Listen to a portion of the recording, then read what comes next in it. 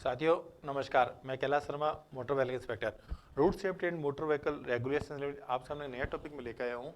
Driving licence for vehicle carrying hazardous और dangerous goods, यानी कि हानिकारक व खतरनाक माल परिवहन हेतु चालक लाइसेंस कैसा होना चाहिए उसके बारे में आज अपन डिस्कस करेंगे।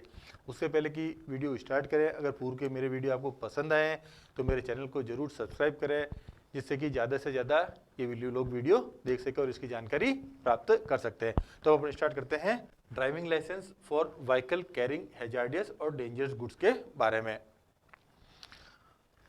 सेंट्रल मोटर व्हीकल रूल 1989 के रूल 9 के अंदर यह प्रोविजन दे रखा है कि अगर कोई भी जो ड्राइवर है, ठीक है ना, वाहन चालक है, अगर वहाँ कोई वाहन चालक ऐसे माल का परिवहन करता है, यानी अपने उस गाड़ी के अंदर, ट्रक के अंदर, ट्रेलर के अंदर, ठीक है ना, उस भार वाहन के अंदर, जो कि खतरनाक हो और हानिकारक हो आम जन के लिए, ठीक है ना, तो ऐसे माल के परिवहन करने के लिए उसको अपना जो ड्राइविंग लाइसेंस है, ड्राइविंग लाइसेंस के साथ में उसको कुछ एंडोर्समेंट कराना पड़ता है, अन्यथा वह उस प्रकार के माल का परिवहन नहीं कर सकता है।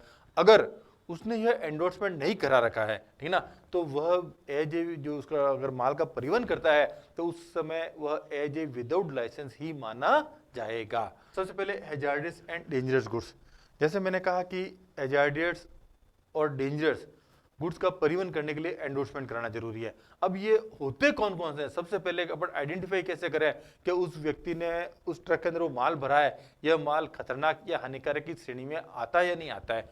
तो इसके लिए सेंट्रल मोटर व्हीकल रूल 137 के अंदर टेबल 3 के अंदर टोटल 2319 मटेरियल्स दे रखे हैं। ये जो सारे मटेरियल है 23 और 19 मटेरियल, ये सारे मटेरियल हैजार्डियस और डेंजरस मटेरियल के अंदर आते हैं। अगर इनमें से कोई भी एक मटेरियल का अगर वो ड्राइवर अपने वाहन के अंदर कैरी करता है तो उसके लिए उसको हैजार्डियस लाइसेंस का उसमें एंडोर्समेंट कराना आवश्यक है।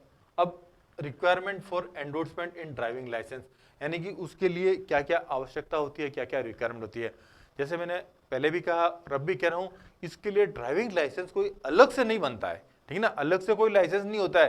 केवल जो एग्जिस्टिंग व्यक्ति का लाइसेंस है ट्रांसपोर्ट व्हीकल चलाने का, ठीक है ना, उसी ट्रांसपोर्ट व्हीकल लाइसेंस चलाने के लिए उसको साथ में एक एंडोर्समेंट अलग से कराना पड़ता है। बाकी लाइसेंस की प्रक्रिया वगैरह वही रहेगी जो नॉर्मल जो ट्रांसपोर्ट व्हीकल का या जो भी और कैटेगरी का लाइसेंस बना रहे हैं वही प्रक्रिया है।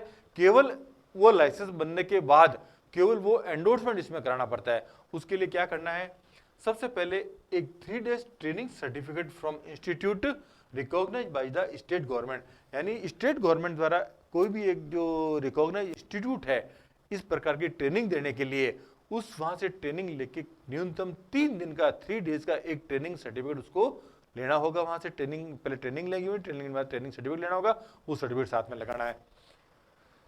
Second, read and right knowledge of English and 1 Indian language, यानी कि उसको इंग्लिश का व एक जो भी संविधान कर भाषा है उन भाषाओं में से एक भाषा का, राष्ट्रीय भाषा है उन एक भाषा का उसको ज्ञान होना आवश्यक है, यानी कि 2 लैंग्वेज को उसको ज्ञान होना चाहिए और एक 3 दिन का ट्रेनिंग सर्टिफिकेट उसके पास होना चाहिए।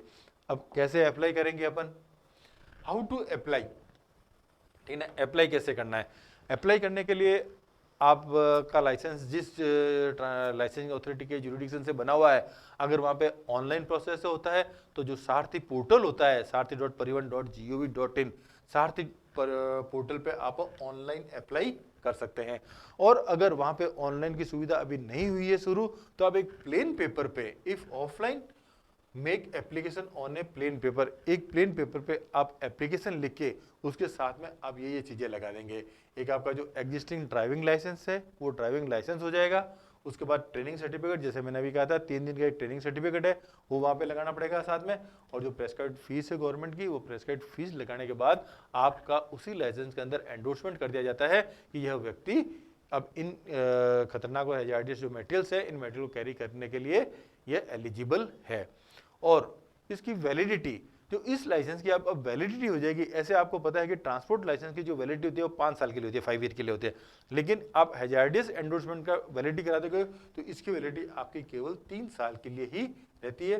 3 साल के बाद वापस आपको ट्रेनिंग लेनी पड़ती है ना, अगेन ट्रेनिंग लेके आपको अगेन एंडोर्समेंट कराना पड़ता है एवरी 3 ईयर के बाद में। तो साथियों, ये थी हैजार्डियस और डेंजरस गुड्स को कैरी करने के लिए अपने लाइसेंस के अंदर एंडोर्समेंट क्या कराना है और कैसे कराना है, इसके बारे में मैंने जानकारी देने की कोशिश की है। आशा करता हूँ कि मेरी वीडियो पसंद आएगा। अगर मेरा वीडियो पसंद आए है तो ज़्यादा इसको शेयर करें, लाइक करें, सब्सक्राइब करें। Thank you. जय हिंद, जय भारत।